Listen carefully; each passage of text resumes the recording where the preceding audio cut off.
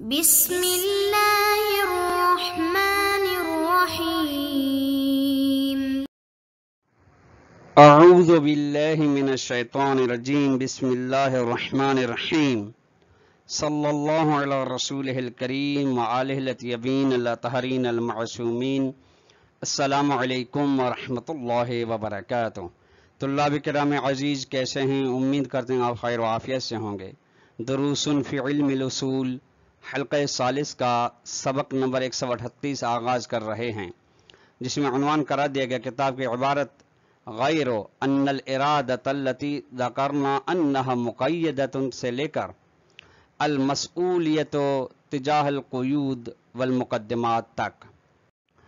طلاب کرام عزیز، کلی لحاظ سے آج کا درس گزشتہ درس سے پیوستہ ہے، جس میں ہماری بحث چل رہی تھی وجوب مشروط کے ممکن اور ممکن نہ ہونے کی مباحث، پھر وجوب مشروط کے 3 مراحل ملاک، ارادہ اور جعل حکم کے بارے میں بحث چل رہی تھی۔ اب باقی جو بحث رہتی ہے وہ وجوب ممکن کے نہ ہونے کی بحث اور تیسرا مرحلہ وجوب مشروط کا، وہ ہے جعل حکم۔ اس کی آج کے درس میں وضاحت کی جائے گی۔ آئیے عبارت کو ملاحظہ فرمائیں۔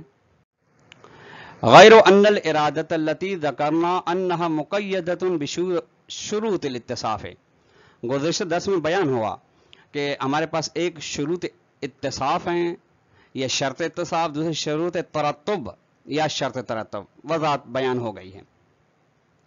لیکن وہ ارادہ جس کو ہم نے ذکر کیا کہ ارادہ مقید ہے شرط اتصاف کے ساتھ، وہ ارادہ لیست منوطۃ بالوجود الخارجی، لہذا شروط ان شروط اتصاف کی بنسبت یہ ارادہ وجود خارجی کے ساتھ تعلق نہیں رکھتا، وجود خارجی کے ساتھ مربوط نہیں ہے، بل بوجود تقدیر اللحاظی، بلکہ ایسا ارادہ جو شروط اتصاف کے ساتھ مقید کیا جائے، یعنی شروط اتصاف اس کے ساتھ اس کے اندر قیود ہوں، شروط کے طور پر ہوں، وہ ارادہ وجود خارجی کے لحاظ سے نہیں بلکہ وجود تقدیری لحاظی یعنی وجود فرضی کے لحاظ سے ہے۔ کیوں؟ لأن الارادۃ معلولۃ دائما لادراک المصلحۃ واللحاظ ما له دخل في اتصاف الفعل بها۔ چونکہ طلاب عزیز 2 مرحلے تھے، ایک ملاک، دوسرا ارادہ، یعنی وہی شوق اور محبت۔ یہ جو ارادہ ہے معلول ہے ہمیشہ، اس کی علت کیا ہے؟ یعنی ارادہ اس چیز کا ہوتا ہے، شوق اس چیز کے بارے میں ہوتا ہے جب مصلحت کا ادراک کیا جائے کہ اس فعل کے اندر یا اس چیز کے اندر مصلحت موجود ہے، لہذا مصلحت علت ہے، ارادہ ہمیشہ معلول۔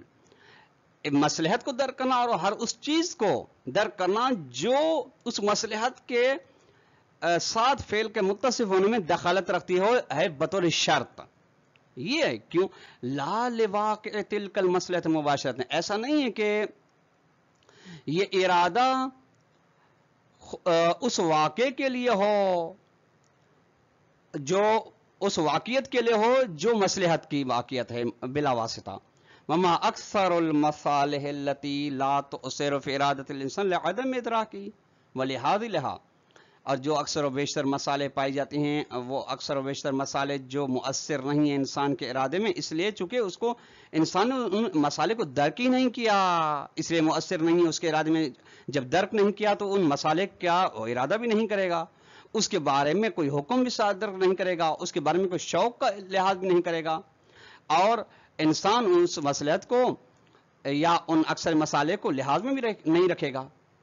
فشروط الاتصاف وجود الخارجی دخیلۃ فی الملاک، بس شروط ترتب کے مقابلے میں جو شروط اتصاف 3 گزشتہ درس میں بیان ہو گئی، یہ اپنے وجود خارجی میں کے ذریعے سے، یعنی جب ان کے وجود خارجی کو دیکھا جائے گا تو یہ دخالت رکھتی ہیں ملاک کے اندر، مصلحت کے اندر، وجود تقدیر لحاظی، اور اگر شروط اتصاف کے وجود فرضی کو دیکھا جائے گا تو پھر دخیلۃ فی الارادۃ، یہ ارادے کے اندر شرط ہیں، ارادے کے اندر جز ہیں، ارادے کے اندر دخالت رکھتی ہیں، لہذا شروط اتصاف وجود خارجی کے لحاظ ملاک میں دخالت رکھتی ہیں، جز ہیں، اور یعنی پہلے اس میں وجوب مشروط کے پہلے مرحلے میں، اور وجود جعلی اور لحاظی کے لحاظ سے ارادے کے اندر دخلت ہیں. فلا مصلحۃ فی الدواء، بس دوا کے استعمال میں کوئی مصلحت نہیں الا سوائے جب اذا کان الانسان مریضا حقا، جب حقیقت میں انسان مریض ہو تب مصلحت دوا کے اندر موجود ہے شفا یابی کی، وگرنہ اصلا ہے ہی نہیں.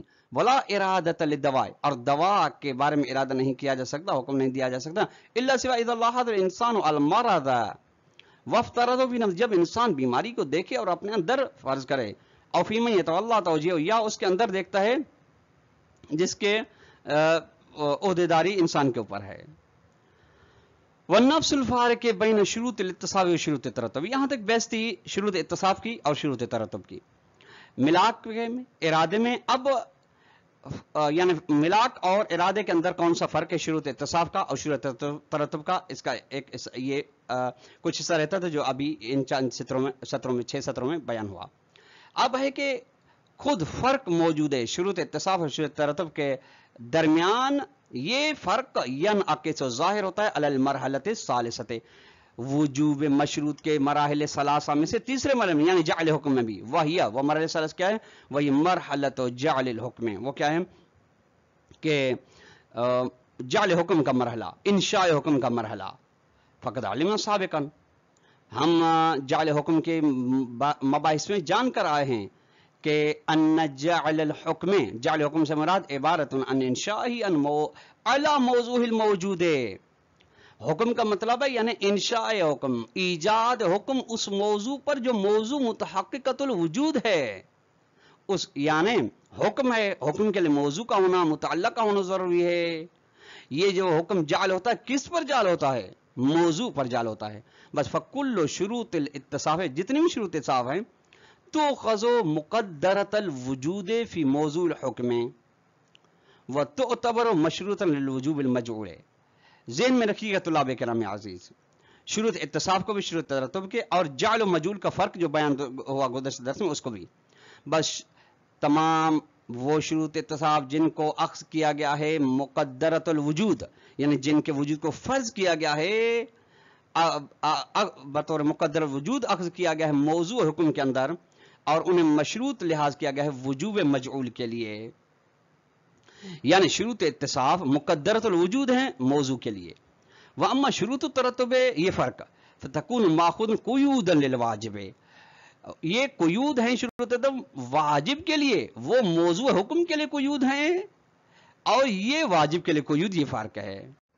وَإِذَا لَاحَظْنَا الْمَرْحَلَةَ الثَّالِثَةَ بِدِقَّةٍ، شیخ صدر فرماتے ہیں اگر ہم تیسرے مرحلے یعنی جعل حکم کے مرحلے کو غور و فکر سے دیکھیں ہیں، وَمَيَّزْنَا بَيْنَ الْجَعْلِ وَالْمَجْعُولِ، اور ہم فرق پیدا کر سکیں، جدائی پیدا کر سکیں جعل حکم کے درمیان میں جو جعل فعل اللہ ہے، مجعول فعل العباد ہے. یہ کما مر بنا فی الحلقہ صاحب کے جیسے کہ یہ حلقہ ثانی میں بحث بیان ہو چکی ہے، تو اذا کا جواب شاید نجدو، ہم پاتے ہیں ان الجعل باعتبار امرا نفسانیا منوطا ومرتبطا بشروط الاتصاف وجود تقدیر اللحاظی، کہ جعل اپنے لحاظ سے ایک امر نفسانی ہے جس کا تعلق ہے شروط اتصاف کے ساتھ. البتہ شروط اتصاف کا وجود لحاظی، مثلا کل ارادہ تماما لا بوجود خارج، مثلا ارادہ بطور مکمل لیکن اپنے وجود خارجی کے ذریعے سے نہیں بلکہ وجود لحاظی کے ذریعے سے. ولہذا کثیر ما یتحقق الجعل، اکثر و بیشتر جعل تحقق پیدا کرتا ہے، یا جعل یعنی جعل حکم قبل ان توجد شروط الاتصاف خارجا، یعنی قبل اس کے کہ شروط اتصاف خارج میں متحقق ہوں. شروط اتصاف کے خارج میں متحقق ہونے سے قبل جعل ہو جاتا ہے. واما فعلیت المجعول، لیکن مجعول کا بالفعل ہونا، مجعول کا ثابت ہونا، فہی منوطۃ بفعلیت شرط الاتصاف وجود الخارجی، یہ مجعول تب بالفعل اور ثابت ہوتا ہے جب شروط اتصاف خارجی میں موجود ہوں. فما لم توجد خارجا کل القیود الماخوذ فی موضوع الحکم، بس وہ قیود جو موضوع حکم کے اندر اخذ کی گئی ہیں اگر وہ خارج میں فرض نہیں کی جاتی، موجود ہی نہیں ہے، تو لا یکون مجعول فعلیا، تو مجعول بالفعل نہیں ہوگا. واما شروط ترتب، شروط ترتب فتؤخذ قیودا فی الواجب، یہ بطور قید اخذ کی جاتی ہیں واجب کے اندر، تب ان لعقدها قیودا فی المراد، پیروی کرتے اس چیز کی کہ ان چیزوں کو شروط ترتب کو اخذ کیا جاتا ہے بطور قیود و شروط مراد میں، نہ ارادے میں.